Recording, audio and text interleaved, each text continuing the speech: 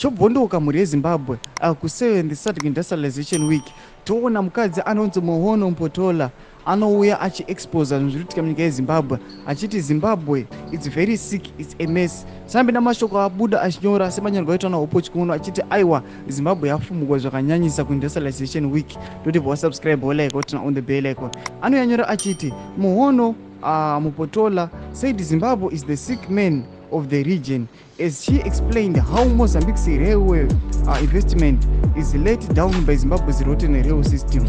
Our country remains the laughing stock of the region due to Mnangagwa's corrupt regime that is central to the looting of public funds and the plunder of the country's natural resources. We have a president who has been globally sanctioned for corruption and is at the heart of the criminal syndicates that are looting the money meant for railway building. It is clear that Zimbabwe's outdated railway system is hindering the country's ability to capitalize on potential economic opportunities, such as the proposed tripartite rail project between Mozambique, Zimbabwe and Botswana that Muhono Mpotola was talking about. Ndo mashoko atiri kuona panapa zviri kunzi aiwa Zimbabwe corruption yamo yanyanyisa zvokuti mari irifanira kunge ichikomishiniwa kuti aiwa mugadzirwe marail system nyangwe nemabullet trains tipave neease of movement yevanhu. Tiri kuona kuti Zimbabwe iri tohinda success dzimwe nyika dzakaita sana Mozambique maneighboring countries. Mashoko ari kuexposwa kuIndustrialization Week.